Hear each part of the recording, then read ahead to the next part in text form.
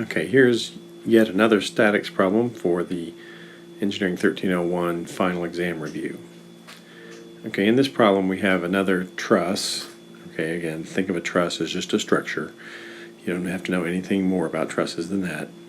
Okay, this truss is connected by a pin at point A. So here's the pin at point A, and then there's a cable holding it up at point E. Alright, so we want to find a couple of things. We want to find the tension in the cable and the reaction at joint A. Alright, so we get started. We've done several of these. We get started with just a quick free body diagram. Alright, so in this free body diagram we have cable tension pulling down, and we also know this angle is 30 degrees. We also have a force pulling at point D of 1,000 newtons, and we have reaction forces.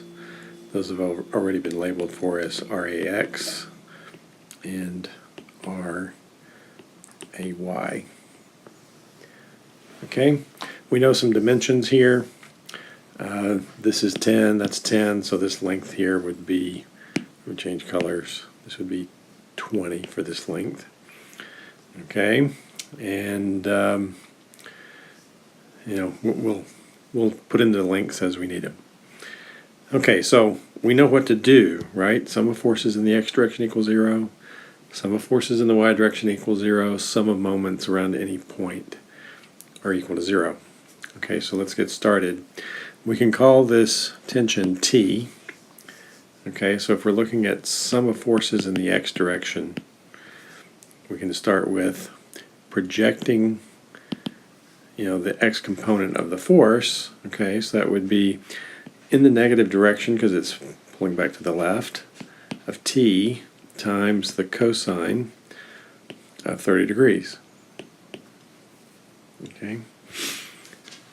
All right, then another thing we see in the x direction is 1,000 newtons. That's pulling to the right.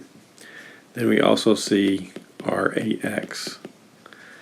Those are the only things we see working in the x direction, so that's equal to 0.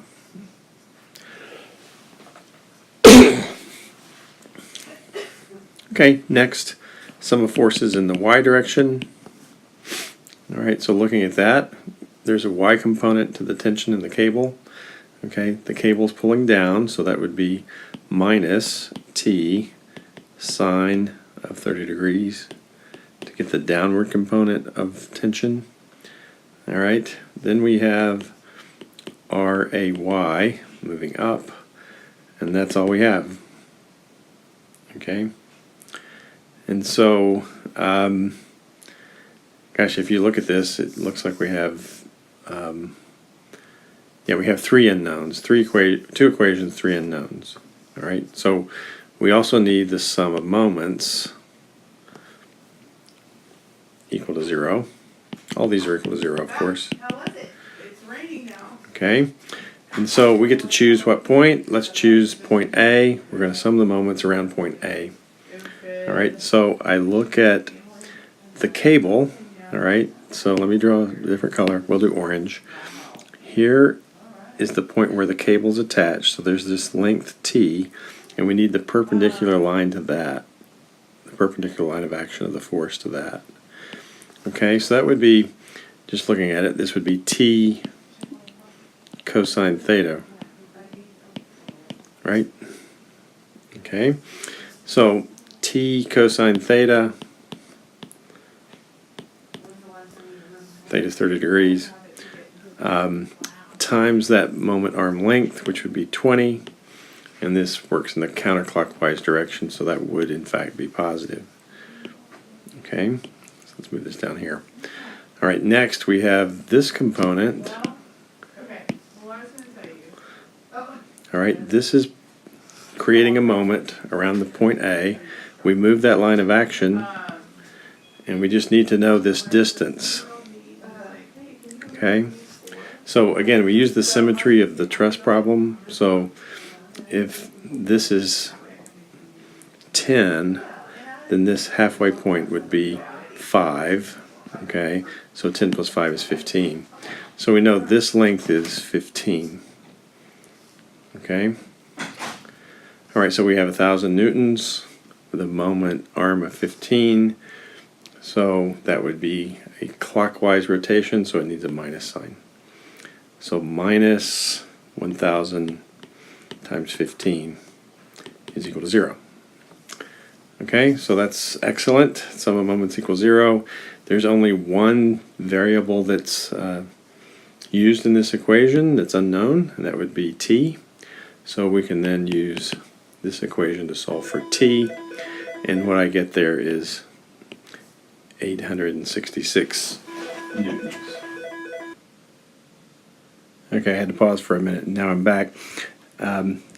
Once you know that the tension in the cable is 866, I think newtons was the units, yes, then the rest of this falls from the other two equations. You plug that in, 866 times sine of 30 degrees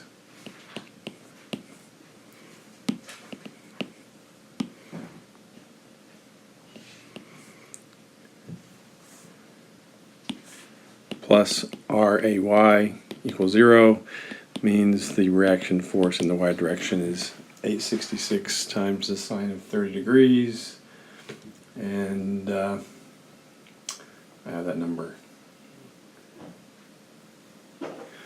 which is 433 newtons acting in the, it's a positive number that you get back out, so it's acting in the direction that we referenced this originally. Okay, and then similarly, to solve for RAX, you plug in the minus 866 cosine 30 degrees plus 1,000 plus RAX equals 0, and what you get in that case is that RAX is minus 250 newtons, and we see we have this referenced to the right, and so the reaction force actually is 250 newtons acting back to the left. Okay, so there's the solutions for